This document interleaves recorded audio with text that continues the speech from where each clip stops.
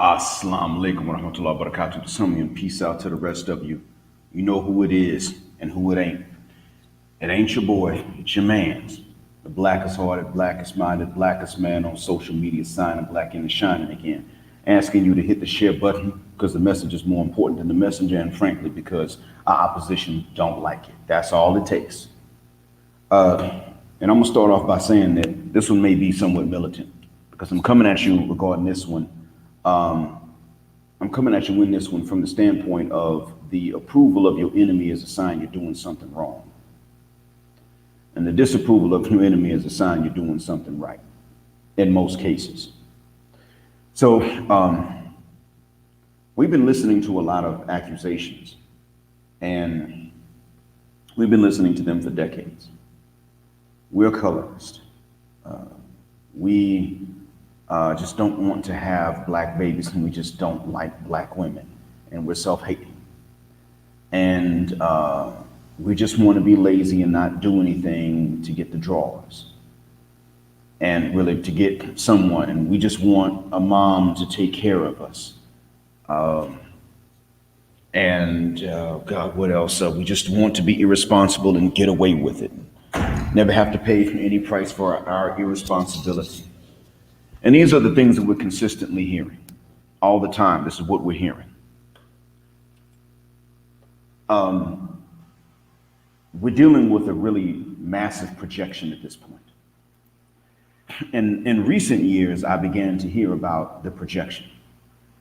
We're shallow, and we're shallow, and we're shallow, and we're shallow, which is so shallow. We're only interested in, ironically, right? We don't like black women, and we don't want to have black kids, but we're shallow and all we want is big butts and big breasts.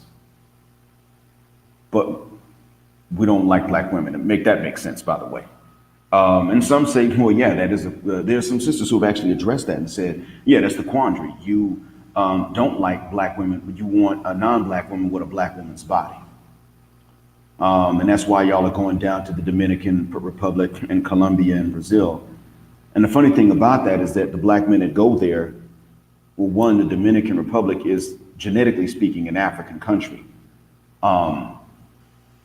We can argue about the mindset, but genetically it's an African country, just as Haiti is. Different admixture. But when they go to Colombia, where are they going? I mean, a lot of them go to Cartagena, and that's where you got some black folk. And they go to Brazil, and they go and find black Brazilians. And so we're dealing with this projection all the time, and I want to give a shout out to Cortez Smith for pointing out the projection. And that's the other thing. Don't get me started on colorism. You've seen how many videos I've had to do on that. We're colorist, are we not? But I could tell you now, as an adult, being a light-skinned black man is far worse, not just for dating, but even for respect. Being a light-skinned black man is far worse than being a dark-skinned black woman in adulthood. In childhood, I'm not sure, but it doesn't really matter because you're a kid. It matters in terms of the effect it'll have on you in your adulthood. But as an adult, when it comes to trying to have a black family, a dark-skinned sister's got many more options than a light-skinned man in many parts of the United States. And as many of us are beginning to see now, more increasingly so outside of the United States. I mean, we already know what's going on in South Africa. I covered that too. Siam Tandam Tolo. And the funny thing is, I sent her a link to somebody back on the continent. And I didn't know much about her page. And he said, think about it. You send me this link to her, and I just go through the page and find that she has a link on there so that sisters can call in to report gender-based violence. And gender-based violence also includes arguing in that country. And this man is going through it because of an argument. Somebody called the cops on him because of an argument. and he had a rap sheet.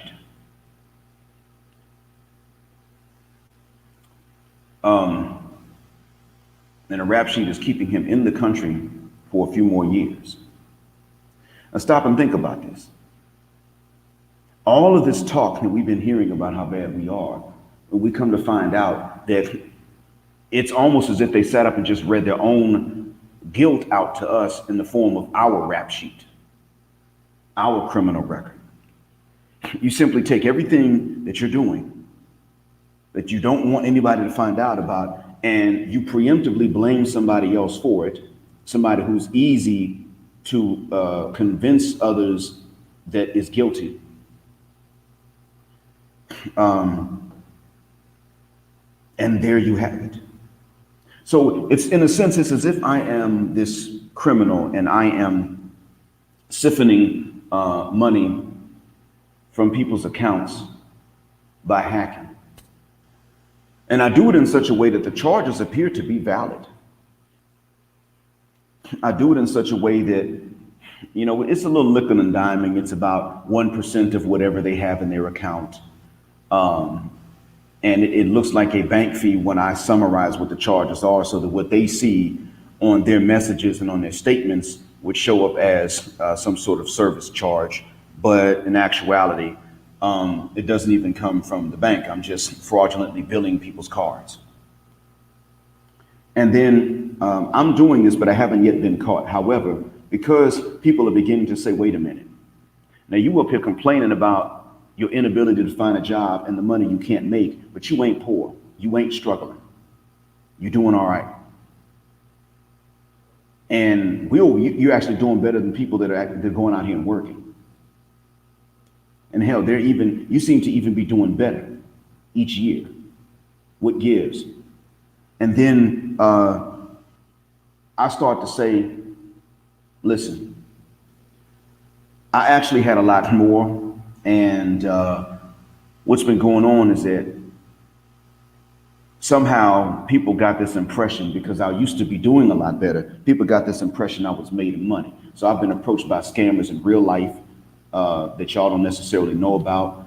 I've been hit up on emails, but then I've also had people with whom I've done legitimate business use my card and then turn around and scam. And what they're doing is they're making these charges appear legitimate. So I sit up and I describe my crimes as though someone else is pulling them off. Now, I would be pretty stupid to do that, right? But that's exactly what the case is with us. And I'm talking about with regards to both romance, dating, and all of that. I'm also talking about with regards to business, with regards to everything. That's why it's brothers, how many of you have gone for job interviews? And let's say you live in a chocolate city and you have to go in front of a sister for a job interview. What happens then? You got to get up in front of a sister for this job interview. She's the one that's going to be interviewing you. Now what?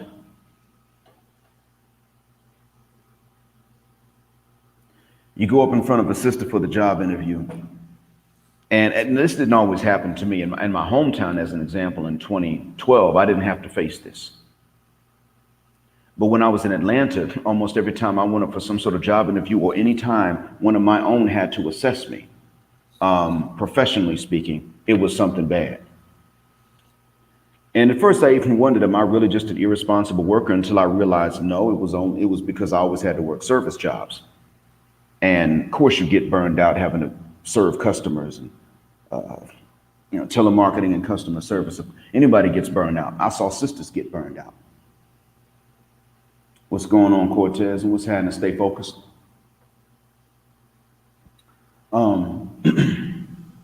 That's what we're dealing with. So let's take them one at a time. We're shallow. What are we looking at as their standards? We're shallow, but we're settling for land whales, and we have to be in shape. And they will tell you, I don't want an unfit man while they're unfit. Lizzo, same thing. She even said it. I like athletic men. And she even got sick and tired of it and said, I'm now the poster child for this body positivity movement because I'm fat and black. Even Lizzo's getting sick of this mess at this point. So the point is that Lizzo's obviously gotten some kind of approval. She obviously can call somebody to come through late at night, slide in and slide back out. All puns intended. And because otherwise, if she really had to go without the way she should have to, she would have learned a lesson by now. She doesn't have to go without.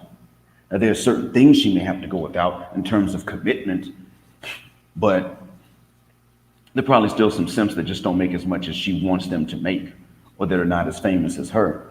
Probably not even in the shape that she wants them to be, but there's enough for her to get out there that has made her not stop in her tracks and say, if I want to be this shallow, I need to appeal to a standard that is this shallow. But we shallow. It's us. We're the ones that are shallow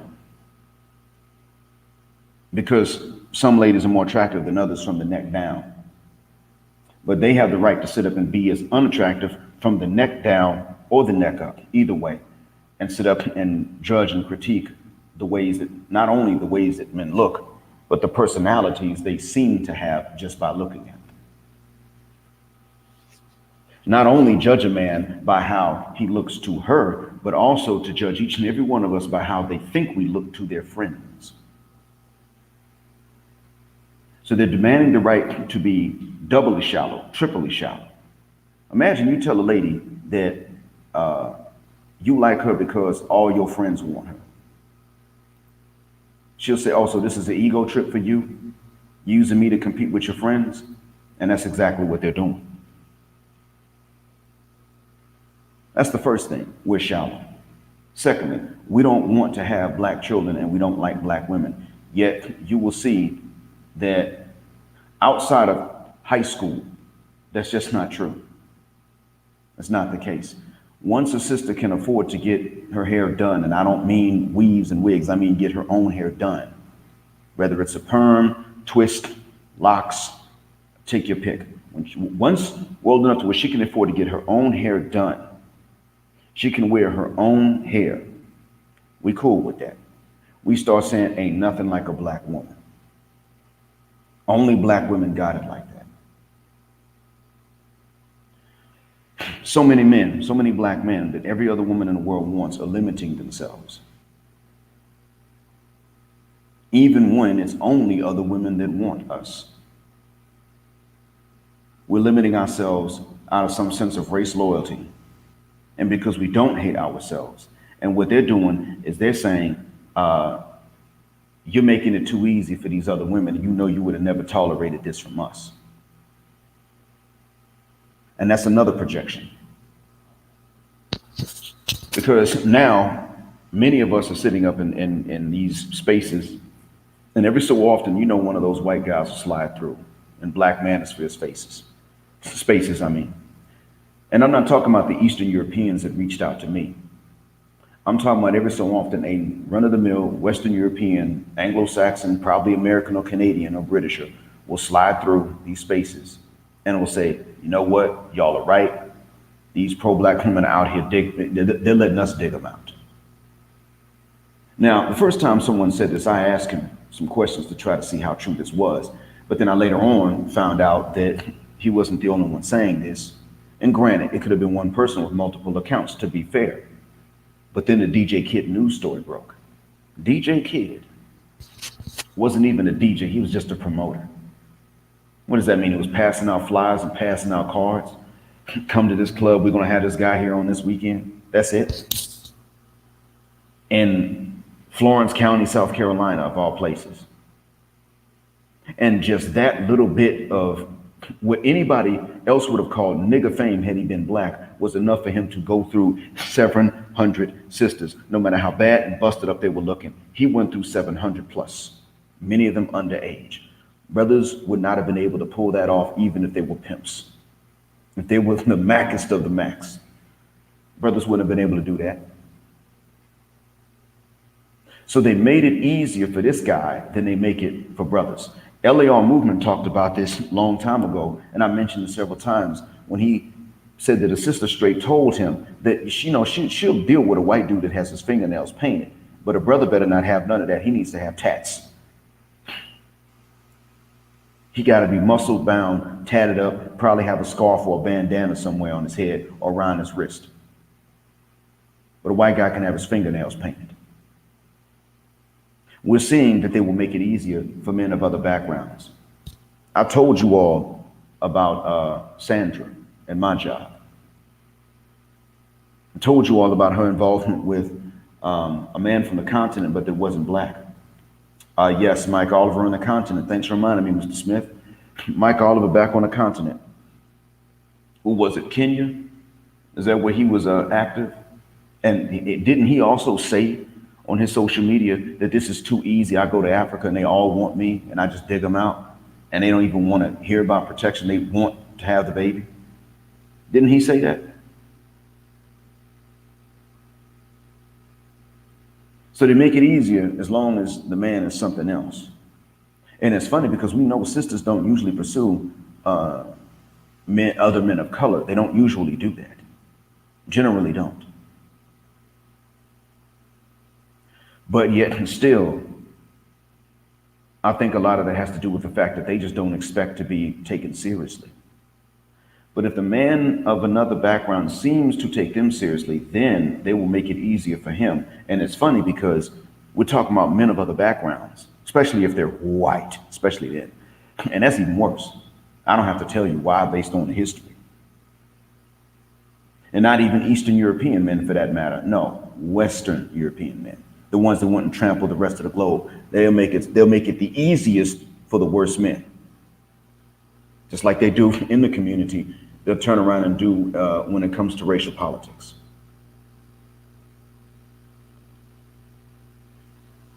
But within the race, well, you've heard me select a J Born Center and J Cash, or you've read J Born Center where he said it.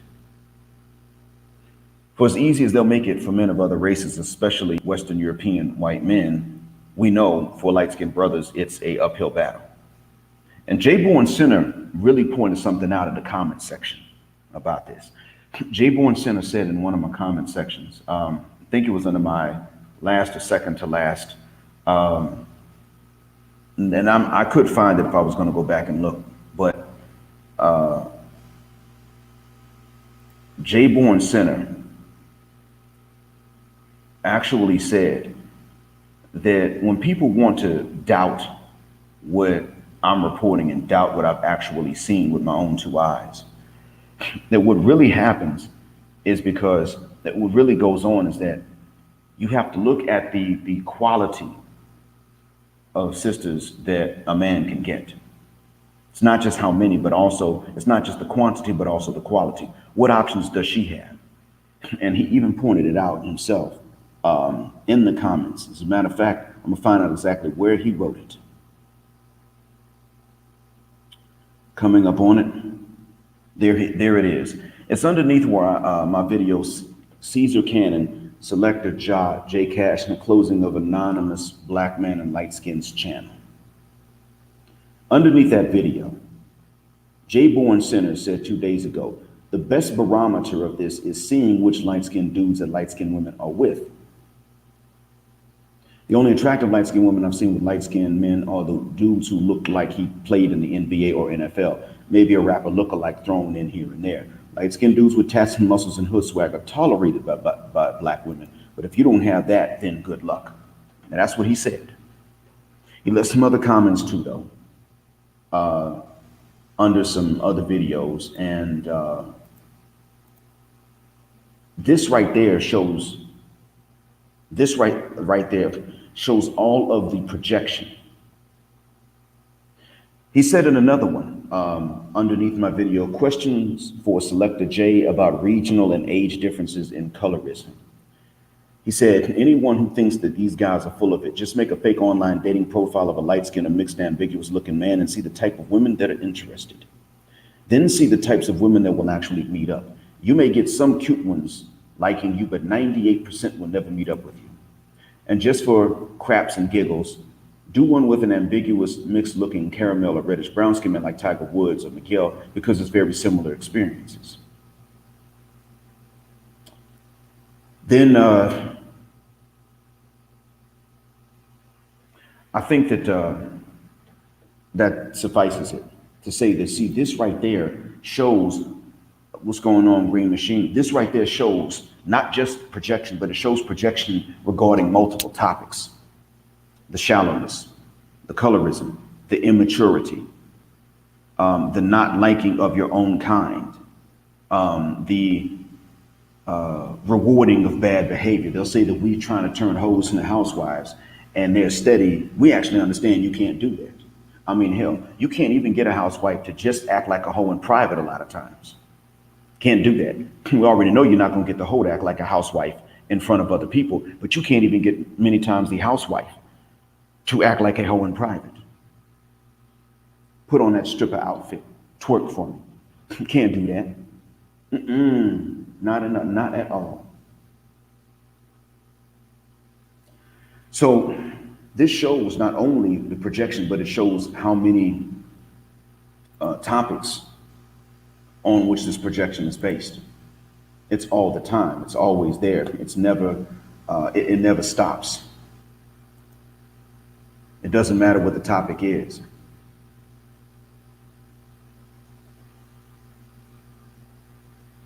So it's to the point now where sometimes there are guys that come into my section, detractors, and I can tell they're not even men.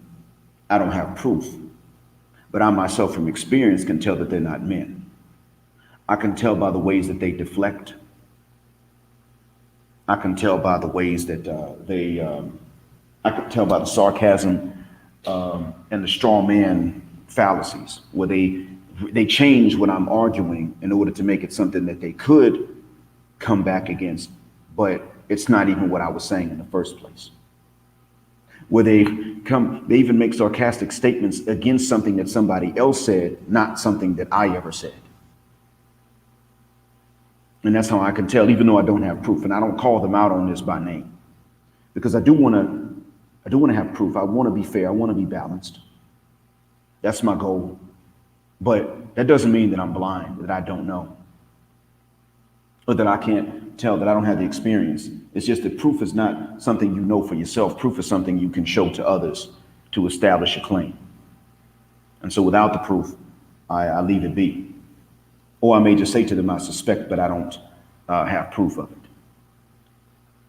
But that right there, I wanted you gentlemen to understand, this is really the essence. This is the core tactic of tactics they have. Brother Dwight Hayes, Brother Sheikh Imam Maulana Mufti Dwight Hayes will tell you that they have a playbook. He has it memorized. Not only what the steps are, but even the sequence of these steps he has committed to memory. If he's in the audience, he can start writing it into the chat right now. The steps and their sequences. I remember the steps, but I don't remember all the sequences. But there's one thing underneath all of these that are not mentioned in the playbook. And that is the core strategy from the very beginning. The blame is based on projection. How are they going to come up with the next thing for which they're going to blame us? It's very simple. It's going to be based on projection. Something they're doing, and they know they're doing it, is going to not really make them feel guilty, but it's going to make them feel afraid of exposure. And they're going to collectively start saying that we do this. And the first ones to say it will actually convince the others that are listening that it's true, because the others that are listening know this is something they want to do. So they will have no, or have done. So they will have no difficulty believing that we're doing it, because they're thinking it and then she said it. So for them, it's going to be right off the bat, easy. Yes, these nigger men are, they're just flying down to Dominican Republic and Colombia and Brazil, and they're sleeping with these women unprotected, even though they don't know them, and even though black men are the most likely to use condoms. And they're skeeting in them raw, and then they're leaving these babies behind and contributing to the single mother epidemic, only this time they're exporting it. Now what? Well, that's because they don't mind going down to the DR or maybe Jamaica. They don't mind taking trips to places where these men don't have much money, but they can slang that thing and paying a little bit. Just don't tell anybody. I might videotape it, but you can't videotape it. She may keep a copy so she can look on it when she's, back in her home country, for memory's sake, if you catch my drift. But she doesn't want him to have a copy. You all have heard of Rent a Roster. That far predates brothers going to the DR to find anything, whether it's paying to play or an actual girlfriend or a wife, or Brazil or Colombia for that matter. That far predates brothers going to Southeastern Asia to find pay for play or a girlfriend or a wife. Before that, there were sisters going to Jamaica to rent rosters. And before that, there were European women flying into Ghana and Gambia, mostly Ghana, and going to Labadi Beach to find some fishermen that were well built to get them to give them some. These things predate these men, these brothers going and traveling to other places to find someone either to chill with for a weekend or to actually have a relationship with or to marry, whatever the case is. Brothers traveling to find someone is far younger a phenomenon than sisters traveling just to get dug out. Spending money on not only the ticket and the hotel and the foods, but then on the ding-a-ling itself. And their justification is going to be, look what I'm spending money on. If you catch one of them, a matter of fact, you won't even catch one. But if I say this, some others are going to come along and tell me, I never did this. But if they're going and spending money, it must be something about that justifies them giving him the money. You just mad because they ain't giving you the money. No, I'm mad because they changed the rules and lied about it. That's what I'm mad about. I'm mad because my son, it's too old for me. I'm married, but I'm mad because I can't walk my son through the same minefield because it's just getting worse. I'm mad because my son is not going to have the option of somebody that did not do these things in most cases. Not because of anything wrong with him, but because of what is wrong with the environment. And because projection, this projection it was so hidden and it wasn't talked about enough. It wasn't talked about enough. This projection was not, it's been talked about, we've dealt with it, but it's not been something that's really been thrown up in their faces and said to them, look, what charge against us do you have that does not involve projection? I'm sorry, I read where Cortez said protection is another playbook in itself, and that's what got me confused. But yeah, a projection definitely is. It is. And that's one of the things we could easily say. What does not involve, what can you say about us that does not involve projection? What can you say about us that is not something that was done to us first? And I don't just mean done to some of us, but done on a large scale. Because I want y'all to keep this in mind too when it comes to human psychology. You look at that movie, How Stella Got Her Groove Back, which was written by Terry McMillan, who ironically did the same thing and had to leave her husband because he turned out to be what they would call a bati boy. And then I don't know what happened, but he sued the US government to let him stay in the States after the divorce, because if he got deported back to Jamaica, it was gonna get him. He said, I'm already known, and they're going to get me at the airport if I go back. This is some years ago. I don't know if he's back a yard, if he's still stateside. I'm not sure which one. But the movie was made. And in the movie, of course, there's Angela Bassett. And then the next thing is Waiting to Exhale. I don't remember which one came first, but if I'm not mistaken, those two were very close to each other in sequence as these movies came out. So in the minds of Sapphire, you meant protection as another playbook? But that's what you said the first time. Are you trying to type in projection and your phone keeps on taking it off? Are you, because if you're doing it on the phone, I know spell check will interfere. Spell check is really bad about that on these phones. You can be typing something and spell check will just keep on, it'll change it, but it won't change it until you hit send. It doesn't change it when you hit the space key, it'll change it when you hit the send button. Sometimes it does that. Anyway, you look at these two movies starred by Angela Bassett. And in the minds of the sisters, and I no longer mean our sisters, I mean they're each other's sisters. In the minds of the sisters watching, it's the same woman doing the same thing. It's okay for her to go down to Jamaica and rent a Rasta. It's just not okay. And it's okay for her to do that and then come back into the States and talk about what kind of men she can't find in the States and how they're leaving for these white women.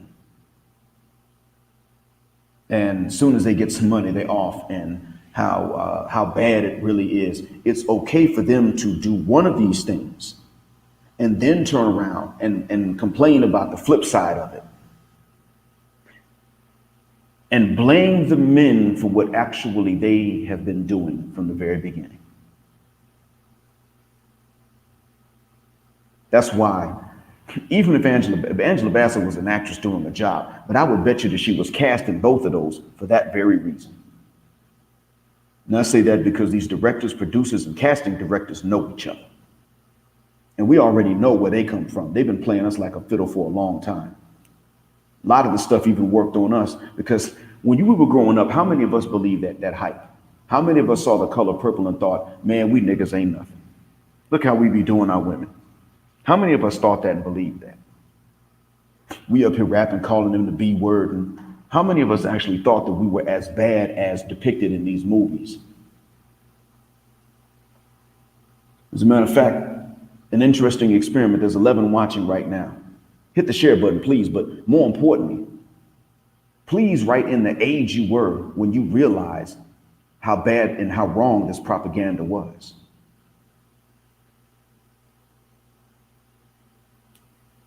Because see, what they're pretty much doing is they're saying, okay, this is what I would never let a man do to me. And it's not only, like I said, it ain't just in romance and mating and dating. It ain't just that either. It's to a certain extent it'll translate into business, but not as often. Sometimes even friendships, sometimes, but maybe not as often. When it comes down to dating and mating, that's where you will see it most of the time. And shamelessly.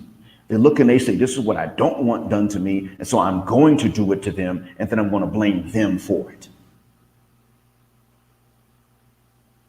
I'm just going to have to. Or I'm going to do it, and I'm going to keep my mouth shut until another woman blames them for it, and then I'm going to chime in, that's right. Because I'm going to believe it at that point because she said they're doing it, and I know I would do it to them because I'm already doing it. And what some of them would say was, some would say, well, you know, if you could commit maternity fraud, you would do it. Some would say that to us. We can't commit maternity fraud, so we'll never know that. But yes, VCR, yep, this is showing up live. So what I have to do is I have to go into yours and I'll leave a message with the email address, inshallah. So when you get a comment under one of your videos or somewhere, you'll get a notification, Lord willing.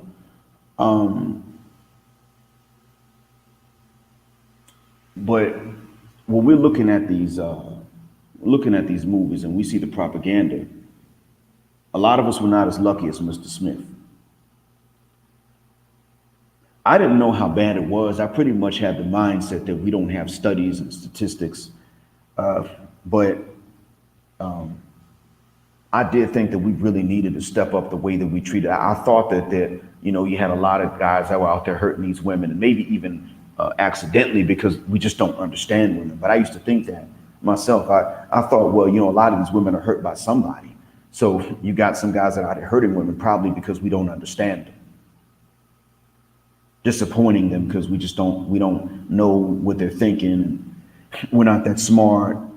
And then there are the guys that actually hurt them. So it's a combination of these, but a lot of these women. Then I began to realize, hold up. As I got older, I realized, wait a minute.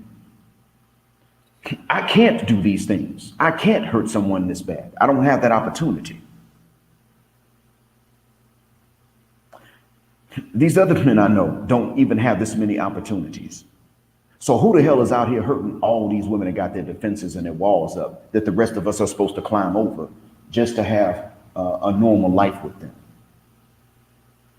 I had to think about that about 21 or 22. I remember shortly after I became Muslim, I guess about half a year afterwards, and my parents came up to visit. They had to go to some small town in Georgia, but it wasn't far from Atlanta. They were going for a conference, and so I went up there.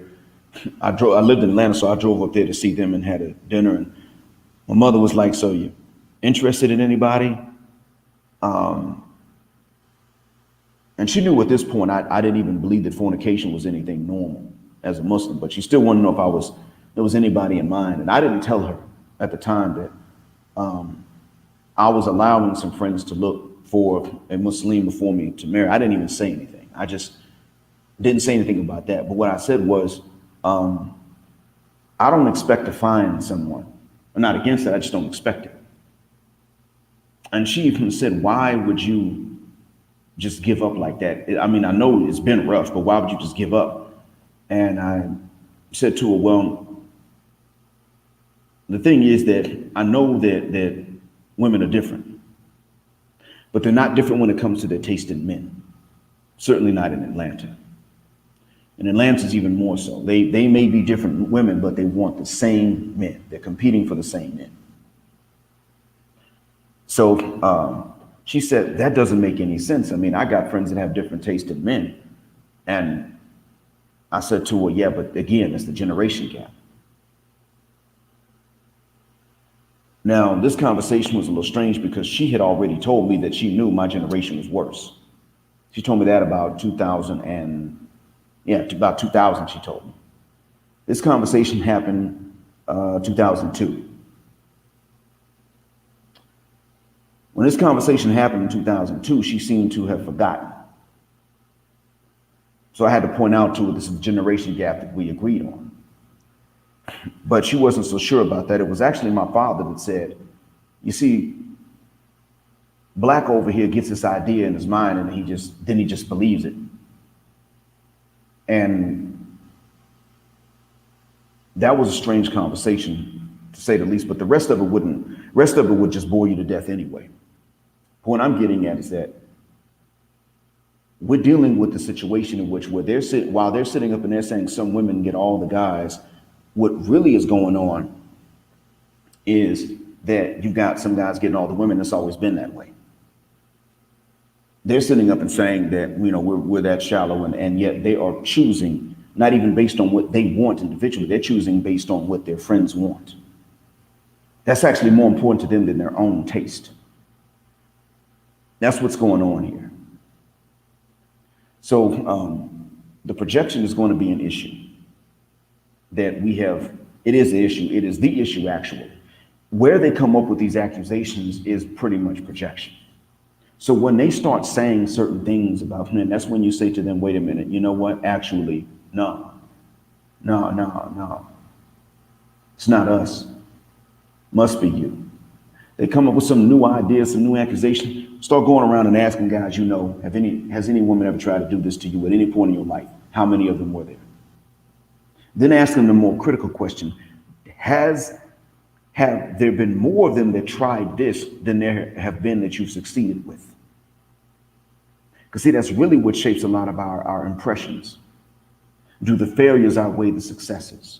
Or rather, I shouldn't say our failures, but do the gains and the curbing and being pushed to the left outweigh the times that we've, let's say, succeeded, actually had relationships in which we were treated with some respect, at least the same amount of respect we gave? Which one's been more common? They try to play games and you bust them, or y'all treat each other with respect? And see, asking these questions, make that the second question. Next thing I was going to mention, though, is that LAR Movement said something, and it was in a sermon, actually. It was in a sermon. It was in his last video, I think. No, I'm sorry. It wasn't the last one. But it was in one that came out yesterday, my time. It might have been 2 days ago, you all's time. And that video was, let me see, I'm going to find the exact title of it now.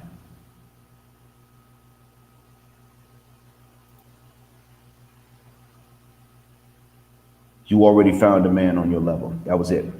That one came out 17 hours ago. You already found a man on your level. Now, if you all hear that one, he starts preaching. I'm not knocking that. He should. He had every right to preach. And shout out to him.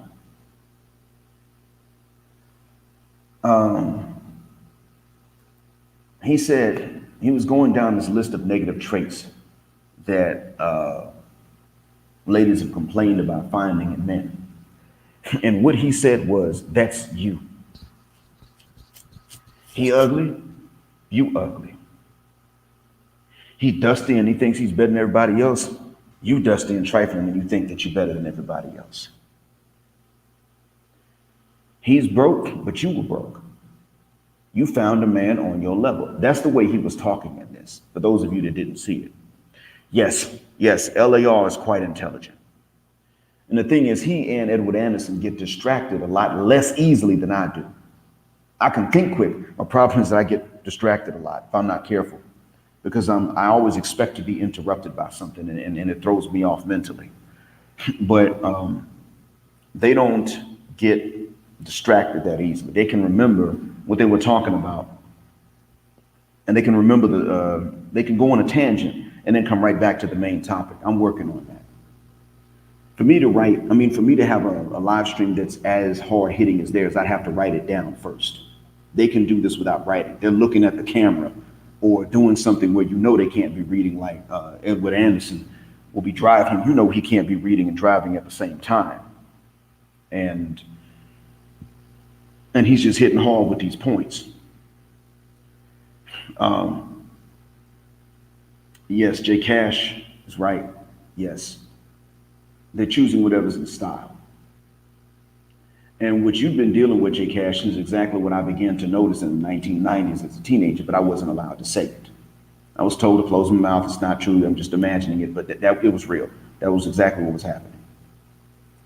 And that's that hive mind still going on now. And that's where another thing comes along. Now, they don't talk much about the hive mind. Not that much. They will not tolerate you judging from a hive mind. They will not accept if you like someone, but your friends say, no, but she really ain't all that. She's your type, but she ain't they type. So then you say, I'm gonna leave it. They don't really accept if a man does that, but they insist on doing it themselves. Now, they don't talk a lot about that per se in men, because that would imply that men actually have standards. And they're very careful about doing that. They'll say that men have standards that are European based beauty standards. They'll say that because that excuses them. But to sit up and say that you actually are going to let your friends' preference determine whether or not you're going to be with someone, that's a little different. That's not something they're ready to sit up and say yet, because that does give you a lot of credit. So, but LAR Movement was on to something. He was pretty much showing at this point the double standards that they're saying it's okay for them. They can have standards without meeting any of them.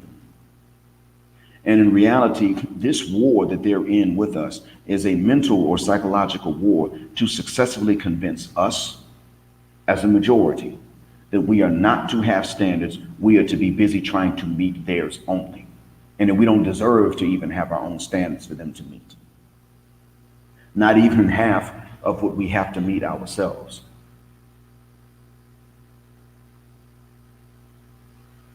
Cortez, oh my goodness. When they date out, it doesn't matter if he's in style. White skin is in style. That's what explains why you see more. And I'm gonna be honest, I saw it myself in 2019. I was in the States for 3 weeks in 2019, summer. And I saw it. In 3 weeks, I saw it in the mall, in the airport, most public spaces. I began to see more and more white men with black women. I don't know how serious they were. I didn't stop them and talk to them. I just saw it. What was embarrassing back in 2000 was now not embarrassing anymore. Not in the least bit. And I can tell you, man, O'Shea Duke Jackson opened my eyes up to what's going on in the continent. And so too did another one, South African MGTOW. And another one, SPYDR, I think. He's another South African. They're covering this stuff. So O'Shea is in Uganda and they're telling him, you know what, if it's a white guy, he's in like Flint. He doesn't even have to have as much as a black man does. He can have less. He's in like Flint because he's white. He's hearing this in Uganda. Joe Anita is on his show with him talking about why childless men should be happy about dating single mothers. Childless men should be happy about dating single mothers. She's sitting up saying this stuff. That's what Joe Anita's telling him. Because she's stacked like a brick house, so she can say stuff like this in her mind. Her willingness to say things like this shows me that she's getting enough attention. She has enough options in men in Uganda to say things like this. And then you go into South Africa and South African MGTOW, that's his name. And then another one named Spider, who usually wears a gas mask, will tell you that this is going on there. That if you are a white guy and you're going to date black women, they'll be in the mall trying to hold hands with you and lean on you in front of everybody. They want everyone to see that y'all are together. After what Massa did in South Africa for the longest, and the fact that Black South Africa is still going through the effects of it and the legacy, what they're saying is that same thing as in the States. You can be a well-melanated brother. You can be a white dude. But Siam Tanda Mtola will tell you, you better not be black and be light-skinned. She just said it. T3, if you have a higher chance of enjoying the future because I described my past, then that's exactly the purpose for which I put up the channel. And all I would ask is that you hit the share button for others that it may help out. I passed up 40. I don't think that my future would have been much brighter if I'd gone some other way, but that's just my own situation. But I'm glad that you have, if I said anything that makes your future bright, I'm glad for it. Hit the share button. And of course, please thank God for it too.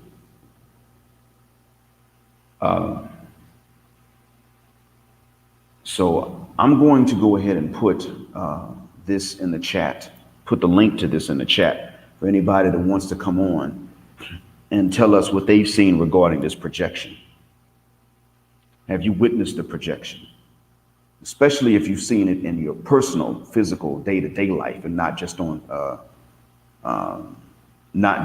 social media. Now, of course, I've seen it on the TV real life and on social media. I've seen it in all ways. And there's another thing I wanted to point out too.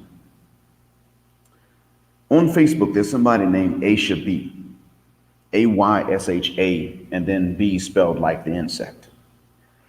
Her profile picture a few days ago, I haven't checked within the last 24 hours, but her profile picture a few days ago was a butt shot, similar to the ones that David Carroll puts up on Free Speech Avenger. And yes, David Carroll does say that white skin covers a multitude of imperfections. You're so right. That's exactly what he says.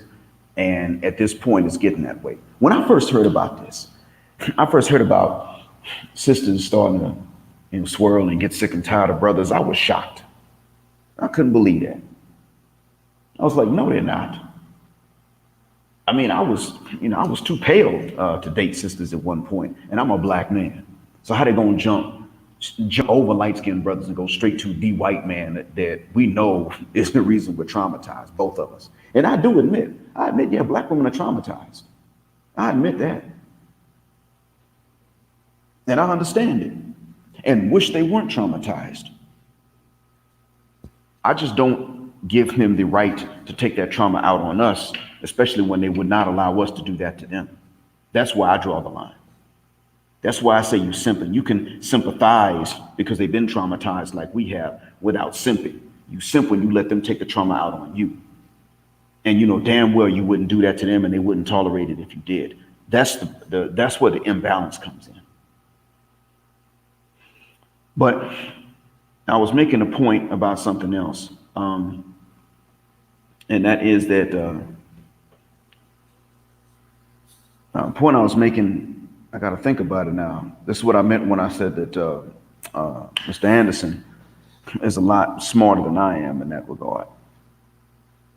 What's happening, Brother Taylor?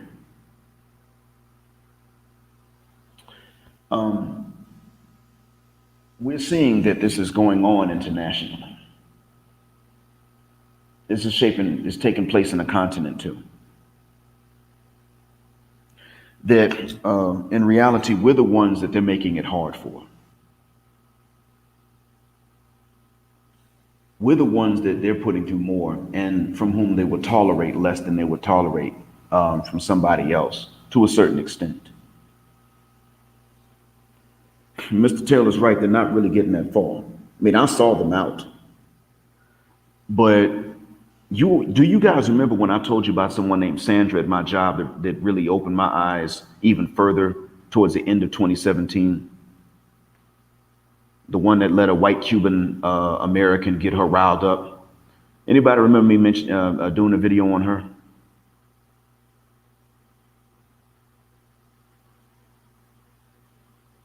And if you don't remember, don't worry about it. But if you do remember, say so in the chat. Her name is actually, Sandra is actually in the title.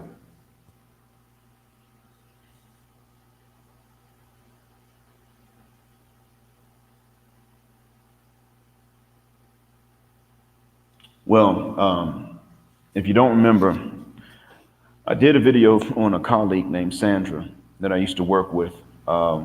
She was also teaching English.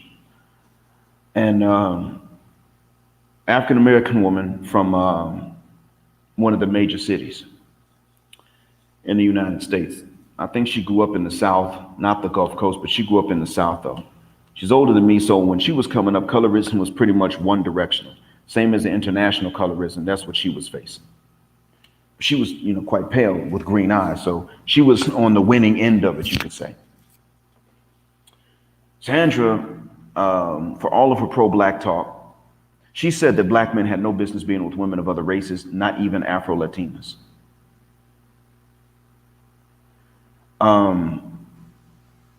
She said this to me. To answer your question, VCR, Sandra is not the one that told me about why I was being treated differently.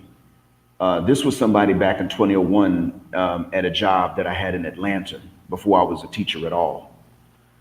But the thing is that I told Sandra that the reason I knew I was being treated differently was because of what I was told back in 2001. Sandra's the one that said to me, that's not true, as if I had never had this conversation before Sandra and I even met. Sandra, for all of her talk about this, had an affair with an Indian man. Now, on this, and where I am, you don't have an extramarital affair or an unmarital affair. If you can like someone, but if you like them, then either you fuck the shuck up and don't say anything and don't do anything about it, or you make some marriage arrangements. That's how the law works here. But you don't just start screwing around and you ain't married. Well, she did it anyway, and she took that legal risk with an Indian man. He was from the African continent, one of the multi-generational Indians that's from an African country. And so after doing this, I found out about it. And I didn't say anything. She doesn't, to this day, she doesn't know that I know. But that was an issue. That was a problem. Give me a moment, gentlemen. I'm going to try to, I'm going to try something on my microphone. Hold on.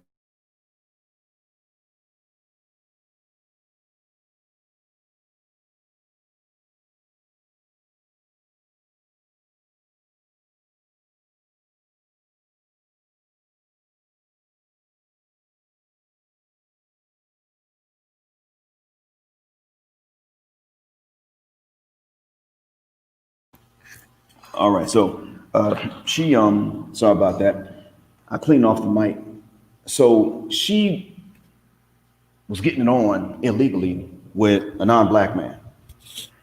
Now he told me that he actually had some African ancestry, but she didn't know about that. So whether it was true or not, she was not aware of that. What's going on, Mr. Tao, Dave Tao? She was unaware if he actually did have any. So it shows you that she was telling me that black men should never be, we should not date out. It didn't even matter what the origin of the woman was. Not just, we shouldn't just shun white women. We should be shunning all women that aren't black. They should be black and preferably with wide noses, big lips, dark skin, and 4C hair. And big. That's the other thing too. But that wasn't quite as important. She was saying this, and then I found out what she'd been doing because two sources confirmed for me what was going on. She apparently even said to him on speakerphone, "Why can't we be together? I let you have sex with me after you poured olive oil on me." This is what someone confirmed that she said on speakerphone. I want y'all to stop and think about this.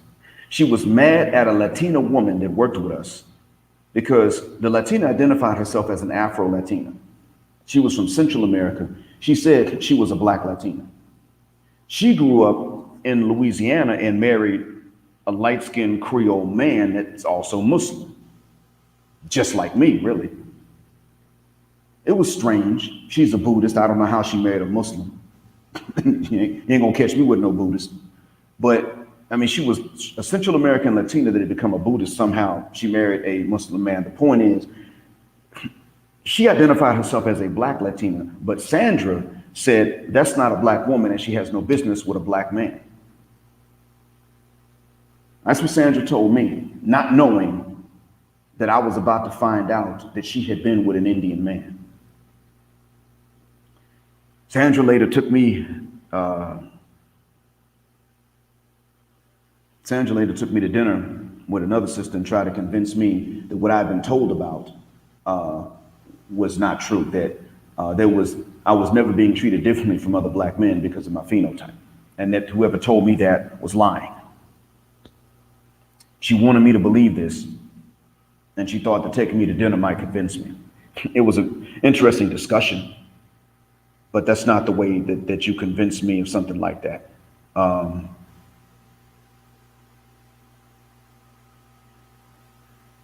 And so I'm telling you this because this is a real thing that's going on. She was doing exactly what she was telling me. And she is a very nice person. She's not at all a mean person. She doesn't seem to have a mean streak anywhere in her body. But that's real. See, it's okay for her to go to, let's say, Indonesia and meet a black Indonesian because they're there and bond with them. That's okay. But let's say that I had never met my wife and I wound up with a black Malaysian. If that black Malaysian looks anything exotic to Africa, even but still black, let's say she looks black, but she had long, straight hair and no booty, I would have had to hear about it. I would have had to be questioned, well, would have she been a sister from the Congo, would you have married her? I would have had to hear about that. To answer your question, VCR, the Afro-Latina she looked more mestiza. I mean, to me, she looked like a Creole, to be honest with you. That's what she looked like to me. And I mean the stereotypical image of what people think Creoles look like. Most Creoles don't look different from other African Americans. The majority don't. But the stereotypical image, she looked more like that. So in her country, people would not walk up and say, you're black. They wouldn't do that. But if she says it, you wouldn't think she's lying per se. Then again, the point is that she wasn't African American and she didn't have a bad attitude. Ironically, Sandra did not walk around with a bad attitude either, for the most part. But, and I'm not saying that this Afro-Latina was anything, you know, she was nothing banging. It's nice to look at, sure, but her Spanish was ghetto. I could tell that. And here she was teaching English. She could cook a mean gumbo. Growing up on the Gulf Coast, I know what gumbo, real gumbo tastes like. She could do a mean one. She was talented, but she was also a bit hard-headed. I mean, she wasn't able to think from a man's perspective either. When I told them how hard we got to be on the male students in the male campuses, she balked at it like, how could you do that? And I said, well, I understand this. I'm talking to you about the male students that we male teachers teach. I'm not talking to you about the female students that you teach. They may be different. I'm telling you that in our case, you got to lay the law down with these dudes, and then they'll respect you for the most part. I mean, that's how they think. And she said, well, you're talking about them the way that the white supremacists talk about the black and Latino kids in the US. And I told her, that's because when they talk about us like this in the US, they cause the problem. When I talk about them over here, they're in their home country. They have not been traumatized by any outside foreign invaders, nothing like that. They're just lazy, backwards Bedouins because because that's how they are. And the ones that don't like that, you don't hear me talking bad about. That's the difference. So, looking at what some of you all have been saying, yes, exactly. Yep, they want a dick police. You don't police the vagina, but they insist on policing the male member. Someone here, let's see here, that yes, Phantom Clutch, this one. They want the upstanding guy to carry the responsibilities on the shoulders, while the select guy benefits without the work. Now, you can understand the selfish motive of a so-called select guy to have that, think that way. If they can get it, it's certainly a sweet deal for them. If they can get it. The problem is that men have been told and taught what we can't get. Some things you can, some things you can't. Nobody gets everything in life they want. We've been told this. You think that the ladies would understand this too, but they've not been told this. It's not been explained to them very well. And we men, when we're fathers, we also make the mistake of not saying to them, this is what you can and what you can't get. And then you're going to have these tough choices to make later on. We have not said this to them. So since we don't tell them this as fathers and as older brothers and as uncles, just let them know, look, you can get a good life, you can get a good deal, but there's not necessarily a guarantee. However, these will be some tough choices you will have to make. We don't say that. And consequently, this leads to them not wanting to, but insisting on practicing this that I'm about to put right now on the screen. Brother Taylor's dual mating strategy. They insist on doing that because, again, for them, it's a sweet deal. If they can get it, it's a sweet deal for them. The difference is that, again, they believe that they can get that. That's what's strange about it. In their mind, okay, it's not a fantasy or it's not an ideal situation that doesn't exist because it's not fair to other people. It's something, it's a goal they insist on getting to. And if you get hip to this, Me telling you this makes them angry with me. If you get hip to this and you start blocking off those doorways and exits, they get upset with you when they take it personally. How dare you even think this way about me? When in reality, they're really just angry that you got their number. They want to sit up and say that you just want to engage in recreational sex with no kind of commitment and you don't want to pay any price for it. You don't want to do anything to earn it. You just want to have it for free. That's what they're going to tell you. I'm going to say that what we should say in response to that is, well, we don't actually expect that, to be honest with you. But if we did want it, so goddamn effing what? Because that's exactly what you would like too. What you want to do is you want to be able to take the resources from the guy that earns the resources and then use those to raise the baby. If you even feel like taking care of your responsibility, using those to raise the baby of the man with the swag, because he got time to work on his swag since he doesn't have to work 8 hours a day. It's just like what Chris Rock said. I could be one of those F boys if I had 8 hours to work on my stroke, but I got, the bills have been paid. You better let that security make your titties tinkle. He said this before he got divorced. Sayo, I'm not really sure what makes me different from the black pill. So if I agreed with them, I wouldn't know. I haven't really looked at much about what they believe, but I haven't seen the definition of it yet to know if I fit into that, but I may be.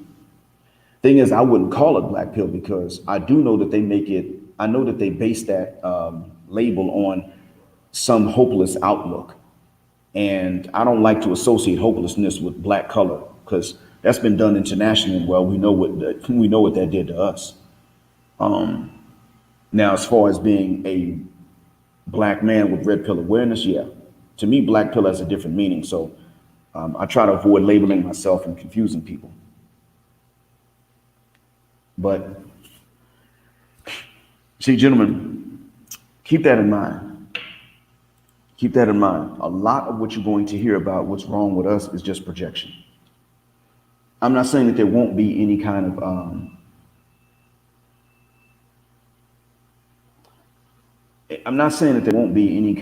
of accusations that aren't true. The difference is that the accusations that we're going to hear about are going to be based on them doing it, not on the men that did it. You see, the men that are really that shallow and they go into adulthood making these shallow judgments, of course they exist. But they're also rare. Because if we really were just as shallow as they said, we would all still be trying to turn hoes into housewives. If we were really as shallow as that, if we were all as shallow as that, name your favorite porn star, and I'll tell you something about it. If we were that shallow, go ahead.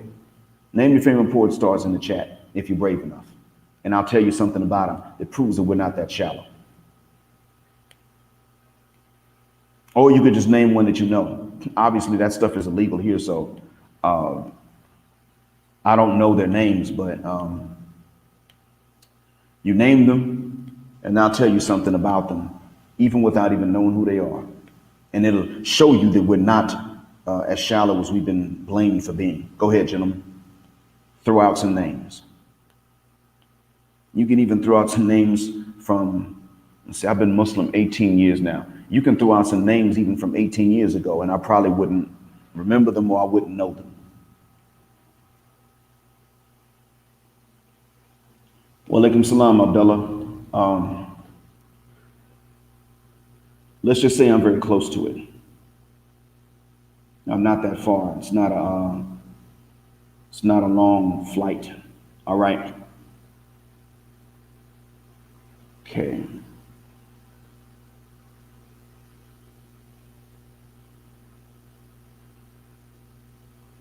Okay, I need to listen to the base Pluto channel again.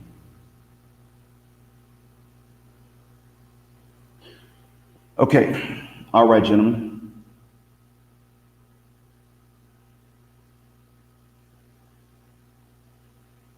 Okay, so I've gotten a few names. I assume that these are names of the stars. Let's see. Cherokee, we always naming ourselves after some other group of people. That's funny. Okay, Maya G. Bree Miles. Okay. All right. I guess that must be another Simone Richards now. Okay, now that we got some names. Now tell me one that is married. Tell me one that's married to a non-porn actor. I knew of a black couple that was married at some point. This is a long time ago. This is long before I even became Muslim. So I knew that existed. But now tell me about some of them that are not married. I mean, tell me some of them that are married to non-porn actors. Phantom Clutch said August Ames. Is this somebody that's married to a non-porn actor?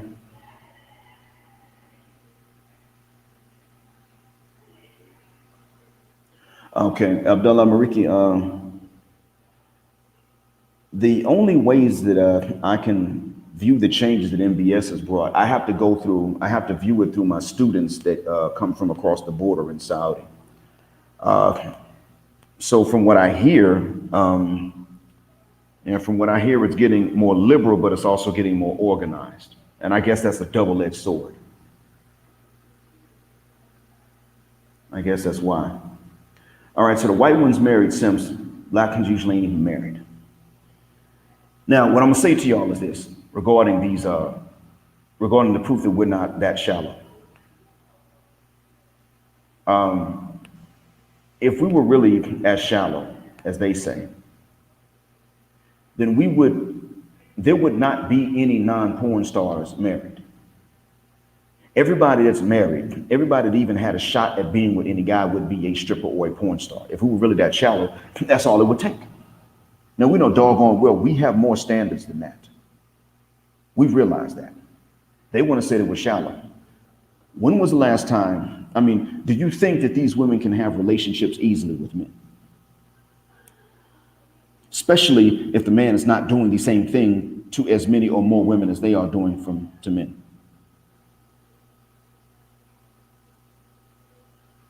Who that is not a stripper or porn star would be in a serious relationship, let alone engaged or married? We would only be trying to turn hoes into housewives if that was the case. If we were really that shallow. Now, you don't catch men crying because they married a stripper or a porn star and then it went south. If men are going to cry about that, they know they got to do it in private. And I don't think many men would shed tears behind something like that. And it's true, Cortez, we've been trained to accept anything. But now let's go further on. Do you hear about ladies crying because the player that they wanted didn't commit? The F-boy wouldn't commit and become the boyfriend? Or the man that all these other women were chasing, even if she did marry him, couldn't stay faithful? Do you hear women complaining about this?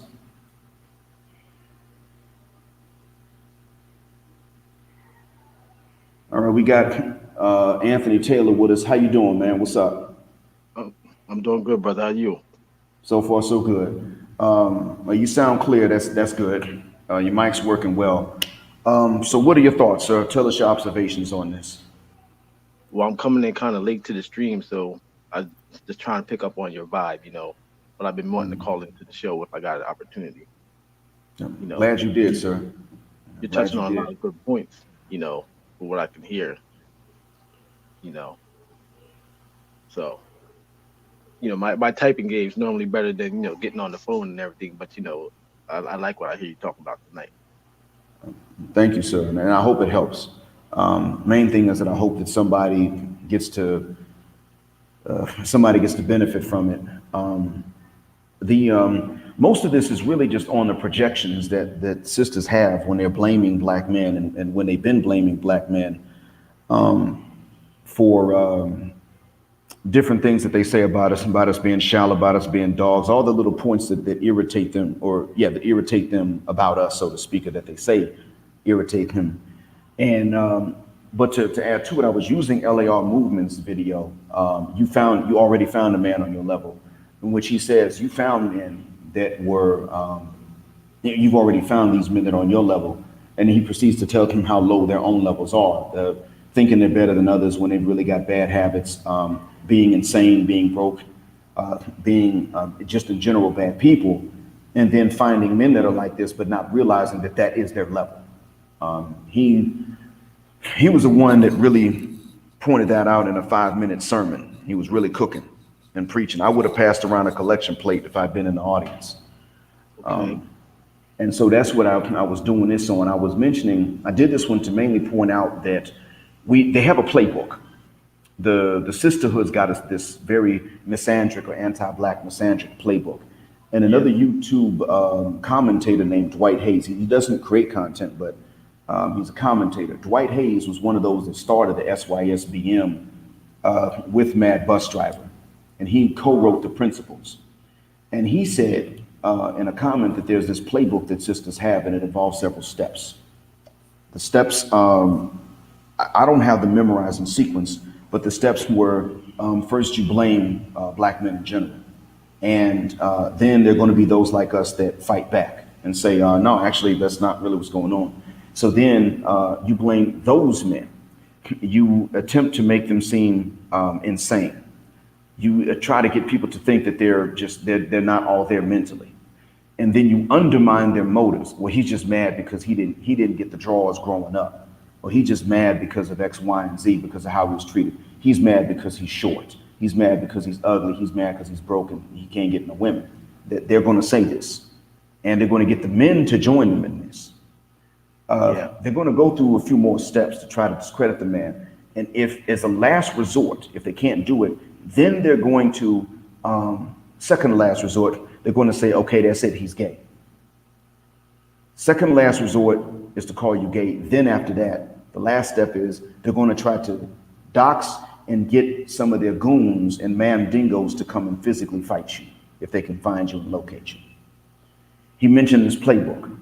It's pretty extensive, but I realized that behind the playbook, there was one step that was not mentioned, and that was, where do they get their blame from? Where do they get the charges and accusations from?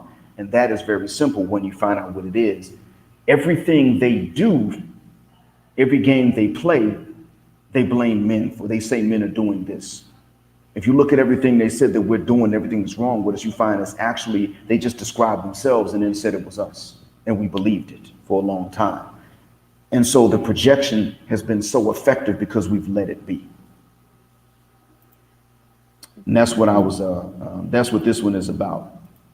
It's just about us not really stopping them. We're really just coming up on our game, especially with this whole manosphere thing, having the internet and being able to, exchange notes and whatnot. So they got like, what, 30, 40 years on us? But we've gained a lot of ground just in a few years I've been on the, in the manosphere. I see their game, and, I'm able to, respond back to it. I don't always get into, little exchanges with women because I don't, see it as being anything beneficial, but it's, it's really all for me just so I can know how the world operates and being able to move or whatnot. Okay. How often do you see them do this projection in your life? Well, I guess you would say every day, especially with this election season, you can see it everywhere. If you're online, and then in the personal life, you hear women, like you say, we're always the problem. And but now that you make you give this insight on the fact that they're projecting, I never really peeped it like that. So that's something to really to contemplate. Mm-hmm. So, well, tell me this then. In terms of your life personally, how often, I would say for middle school on up, how many times have you been blamed for something that you didn't do and found out that either she or her friends were doing the exact same thing? Looking back, I would say, there was only a couple girlfriends that, I would say that I was aware of it. In hindsight, I could say that I was aware of it. But I grew up really blue pill, so I was pretty much happy with my girlfriends and whatnot. It wasn't really until becoming an adult that some of the problems that come with it, really start to affect me, I guess. Okay. But you Just didn't, so it wasn't a whole lot of times in your own life. Did you know of others that went through this where they were blamed for something, or where you heard a lady level blame at us and then turn around and get caught doing the same thing? yeah, there was definitely instances, where some of my friends, they had problems with that, but we were doing our dirt too, so a lot of times you just chalk it up as the cost of doing business. If you were doing your thing and she did her thing, you just move on to the next Okay. But in terms of like catching them, or somebody catching them doing exactly what they blame someone else for doing, uh, if it hasn't happened often in your personal life, it's okay. I was just wondering, and that's why I put the link into the chat. I want to hear about these cases where this is happening. one. Let's see here. Yeah, yeah. I wanted to hear more because I can say what I've observed. It's just But that it's not fair for me to sit up and tell you all that I've observed this and then say you have to believe it just because. I also want to know what you guys have experienced. And if it turns out that it's just not many people that have come across this, it's okay. If people say, look, I haven't come across it, then at least they're saying what it is that they've come across. But I just want to know, how often has this happened with you guys? And I want, so you're brave enough to come on and tell me, Mr. Taylor. That's the good thing. I'm waiting on some of these other guys to come up and tell me. In about 15 minutes, I'm going to have to get ready to go because my wife and I are going to have breakfast. We already arranged it, but nice. yeah, I want some other guys to come up and say, look, how often has this happened to you? If it hasn't happened. Do you have any ideas to why they're doing this? Who taught them all to get on the same page and project? And why did not one single one of them come up on a national platform and say, hey, look, we've been sitting up here saying this, that, and the other, and in actuality, we're the ones doing this. Why has not one of them come up and yanked the rug out from under the rest of their feet? This is what I want I want to hear back from you all before I Well, have to take off.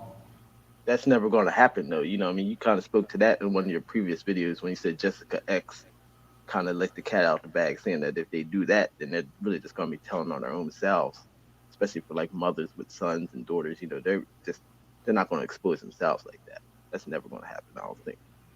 Yeah, yeah, it sure won't. And I'll ask you this then, because now that you brought that up, Mr. Taylor, do you have are there a lot of young men in your family, cats under 18?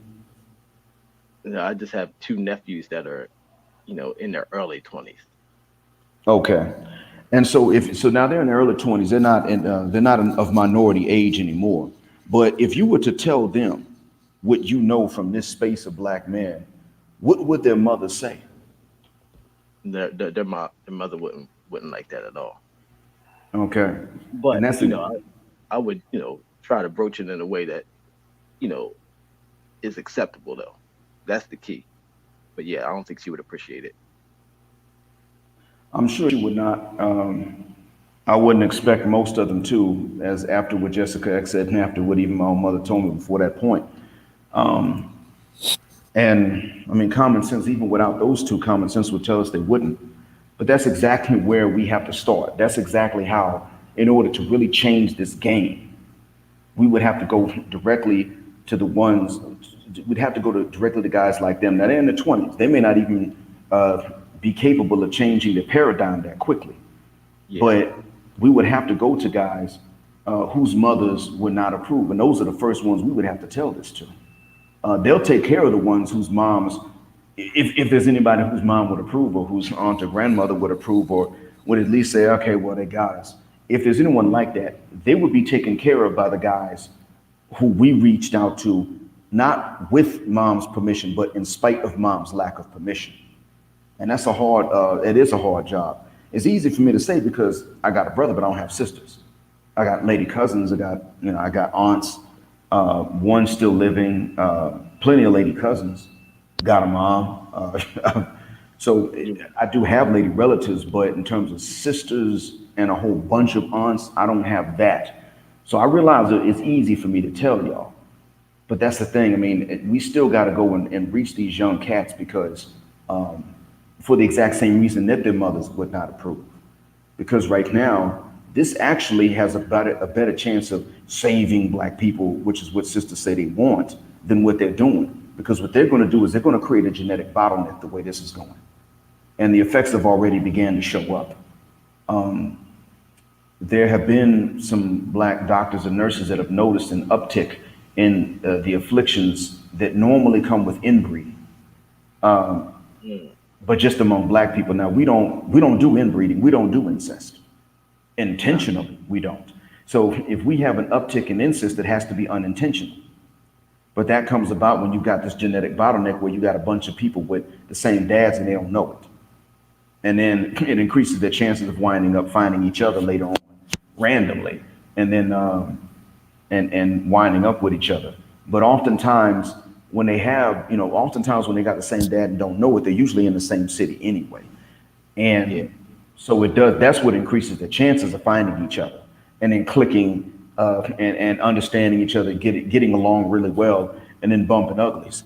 And then, of course, kids having some kind of affliction, even if they're not necessarily, even if it's not Down syndrome and being retarded, it does increase the chances of them having some kind of affliction, like vitiligo or some of the blood-borne illnesses or things like that.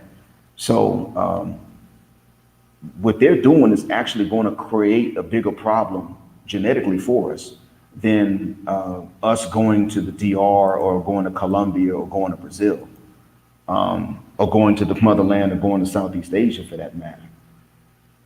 What they're doing is they're telling your nephews, our younger brothers, our sons, exactly what they want men to know.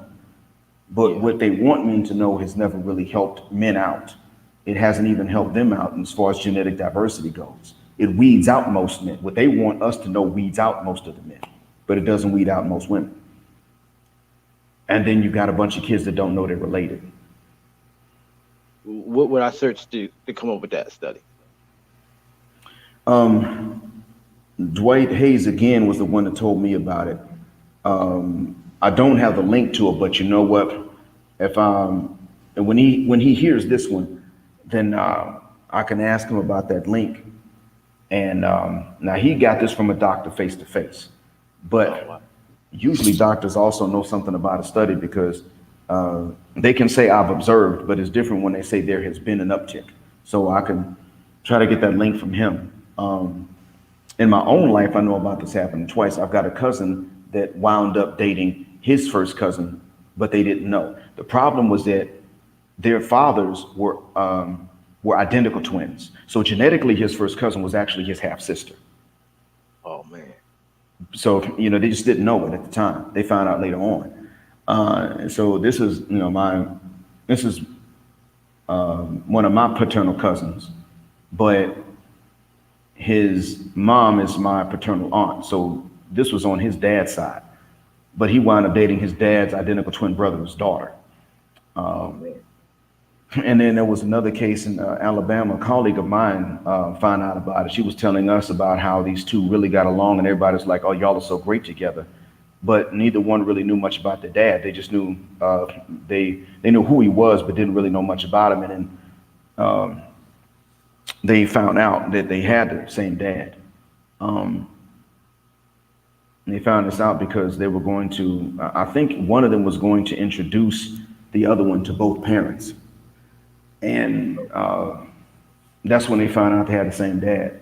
But whatever the case was, they were siblings and they got together and they were bumping uglies and everything. And then they found out that they were siblings after all this time they dated without knowing.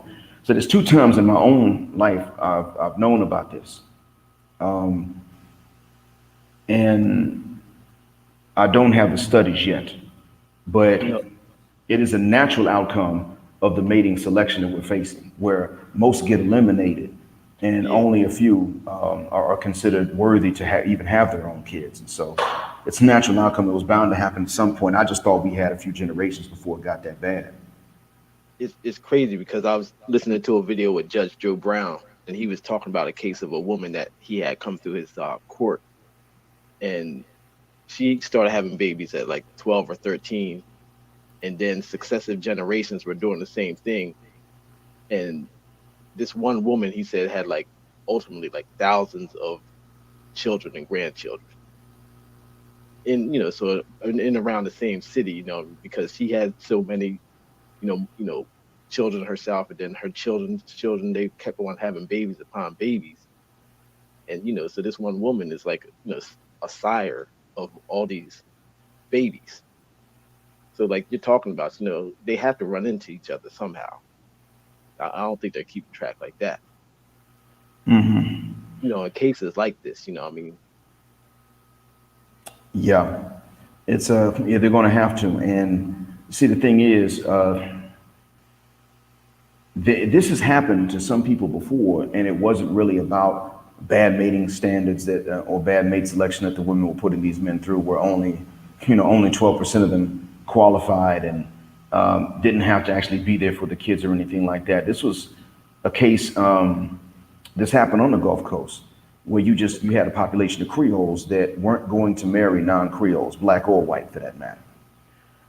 They just weren't going to marry non-Creoles, but they had a very small base population to begin with. There was only a few families that first settled in that town.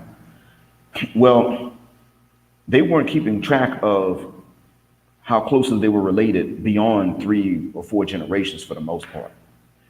So it wasn't sisters and brothers marrying and having these kids. What was going on is just that you may have had fifth and sixth cousins marrying, but because this went on so many generations, they became genetically similar as uncles and nieces or aunts and nephews. You see what I'm saying? yeah, And that's where they started to. A lot of them, they weren't really physically sick. What happened was that they developed a propensity to lose their mind at about sometime in their 40s. And they became famous for losing their minds in their 40s. And people would say, well, their women are gorgeous, but you got to get them young, boy, because they get in their 40s and they're going to snap one day and it's over. And that became this running joke. Now, somebody from a university nearby decided to do a study on this phenomenon, take an urban legend and make it a phenomenon. And thank you, sweetie. To make it a phenomenon, do the study on it and try to like explain it. And when he did this, he went into the town and he tried to ask some people what was going on, and they told him, you need to leave, get out of here, because they weren't going to discuss it, small towns. yeah. So he got intercepted as he was, or he got followed as he was, Mahatsanit, he got followed as he was leaving the town. And it was one of the people from the town that was following him, pulled him over and then said, listen, at another town, we can both pull over. I'll tell you what you need to know, but you can't tell anybody that I saw you. So that's when this townsman told this researcher what had going on, that they weren't even trying to commit incest, but they by this point they knew that they were just more closely related than other people would have been. Mm. Wow. And this was how it was that this genetic bottleneck caused a problem before. And so we know that it happens. And where I am, it's something similar, because where I live, it's a lot of Bedouins. These people, they're changing now. And Abdullah Amariki he may know a lot about this too, but they're Bedouins. Their parents oftentimes are first cousins, not even second or third, but first cousins. Wow. There are plenty of people here that develop vitiligo. And that's because it's a recessive trait. But, they get, like here, the families have different health problems. So one family, and the families are tribes here. So you have one family that has heart problems, and they develop their heart problems at a young age. Another family, they have eye problems, or maybe retinal detachment from a young age. And then you have another family that a lot of them have diabetes. They don't make no insulin, and they got necrosis on their toes Oh, in their teens. We got a lot of people like that here, and it's usually within the same families, and that's because for them, it's not even siblings, of course. It's just it's first cousins. You share a grandmother, grandfather with somebody, and that's who you marry. okay. So it does happen. It does happen, and they would rather do that. The young people are changing, but the elders, oftentimes, they would say we would rather do that than to have somebody from a doubtful origin marry into our families. Oh no. Yeah. That's what we were facing.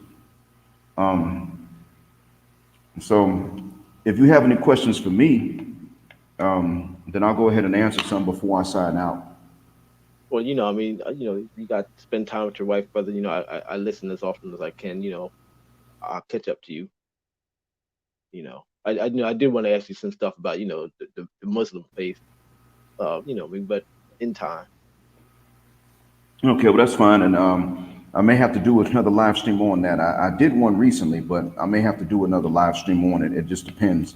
I usually base those on feedback I get, but that's one topic that doesn't get much feedback, positive or negative. It's just a lot of people don't say much about it, good or bad.